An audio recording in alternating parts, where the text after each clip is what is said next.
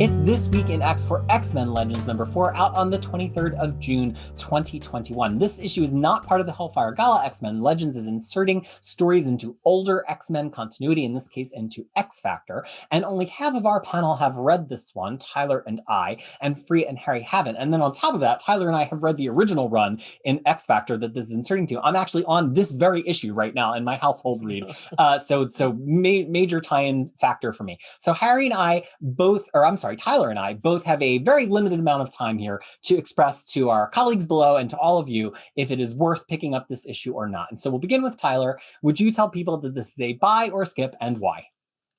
It is a skip for me, unfortunately. I mean, the art is good if you like what Simonson's art, but the story is really just an extended fight.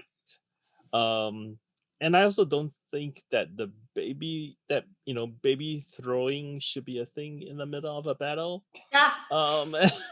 So this issue kind of like ultimately is set up something about where Hodge went and things like that, which I'd rather be surprised by his things appearance actually than to know. So it's a skip.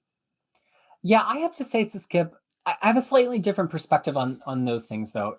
I think actually that this does represent a weird hole in X Factor that, in retrospect, it feels like it would have been nice to have this issue as a flashback during that X Factor run to kind of fill in what was Apocalypse's ongoing relationship with Ship, because Ship was just seen as this benevolent force that they've kind of tamed, but then it just jets them off to the Judgment War, and it's really actually cool to see behind the curtain there. And also to kind of define Hodge's relationship to Apocalypse in that same period, which then, gets tucked under the rug for like 20 whole issues until we get to the Extinction Agenda. So like from that perspective in this issue, I actually kind of was enjoying it, but here's the thing. That's just the frame. The actual issue is just tossing Nathan Christopher Summers around like a football while they fight this like automated turret version of Hodge. The fight is so anonymous. The dialogue in the fight is so anonymous. It just, there's nothing to say for it. It's one of these things where I think Tyler and I are making it sound a lot more interesting than it actually is. All of these things about Hodge and the ship and everything all are in like one framing page at the end of the issue. So I guess I'm a skip on it because this could have been done well in the original run, but I just don't think it's done in a very compelling way here. It's specifically for people who get to Judgment War in their original read of X Factor and are like, I don't understand. What happened? Where did everybody go? It exists just for that. So unless you are at issue 43 of the original X Factor run and you are extremely puzzled, I think this is a skip. Fariha and Harry, any questions for us? So the baby is Nathan Summer? Like yes. Cable? Okay. Yes. So anything with Cable, I think if they're retconning, I feel like that should be like looked at. Like, why are they retconning or adding stuff to it? Not retconning, sorry. Well, they don't really change. Yeah, he's with X Factor canonically at this point. At the end of Inferno, Madeline had him with Nest here to use him in the ceremony or whatever. Jean reabsorbs Madeline's memories. Jean kind of decides that she's default become his mom now, and he's just with the team. So this is just seamlessly part of that. Except for they do play with him expressing his powers, which I was like, I don't know if we needed that much of him having his powers as a 6-month-old in the middle of this. Well, I mean, he did suddenly created a telekinetic bubble in a later issue of X Factor. Yeah, so they're setting not before that up. Here. Yeah, so they're setting it up a little bit here. But the fact that they did not know he could manifest his power, and that they are throwing him from one character to really another, just tossing him. Yeah, that does not sit well with me. So sorry, I know I interrupted. I just didn't want you to get too far down a path of continuity without giving you the information. No, I was just gonna say that I just hope that Dugan or someone like, remember that one time you just tossed me around. Remember your traumatic memory of just being tossed. Being tossed. So if that happens, then I feel like this issue would be justified. Harry, any questions for us? Who's your favorite character from this?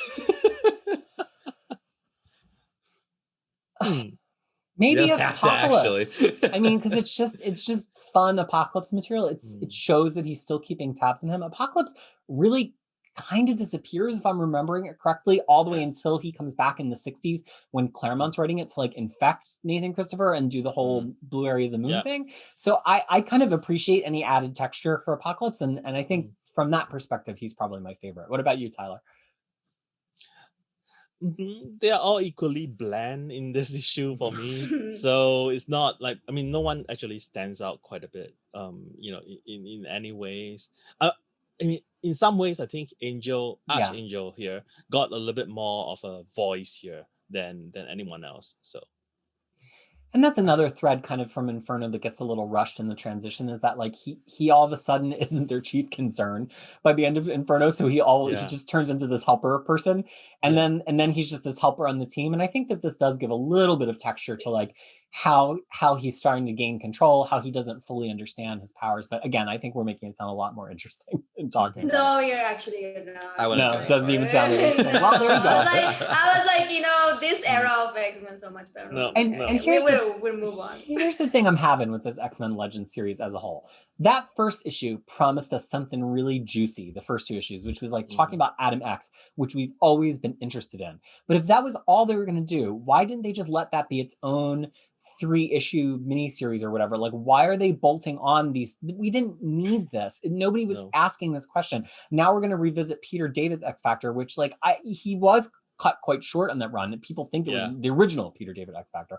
People think it was much longer than it actually was. But like, is there anything that any fan has really been wondering all of these years? It just feels like if you're going to call it X-Men Legends, I'm looking for material that is like Legends level material.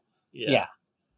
When you said Peter David's X Factor, I'm like, are they gonna do that whole Layla Miller being a child grooming situation? Are you gonna retcon that? Because let's do that. Like, I would really love that, but no. X Factor. Oh, okay. Still well, stuck. There you go. That we promised to talk about everything X-Men, and this is what you get when we keep our promises. So this has been our discussion of X-Men Legends number 4. If you're looking for fuller, more detailed, and I have to say more enthusiastic discussions of the other X-Men comics out this week, you just have to look elsewhere on the channel, because we talk about all of X-Men's in-continuity stories for better or sometimes for worse. So on the behalf of myself and Tyler, who intrepidly read this, and also Fariha and Harry, who intrepidly did not, this has been an episode of This Week in X presented by Crushing Comics. We're so happy you're with us. Let us know below if you thought this was a buy or skip, and until we get to see you again, we hope that you are well. This doesn't even get the catchphrase at the end. No, because we didn't read it together. Because you didn't read it together. The 2 of you did, though, but Nah. Fariha, I feel like we made the right choice. Yes.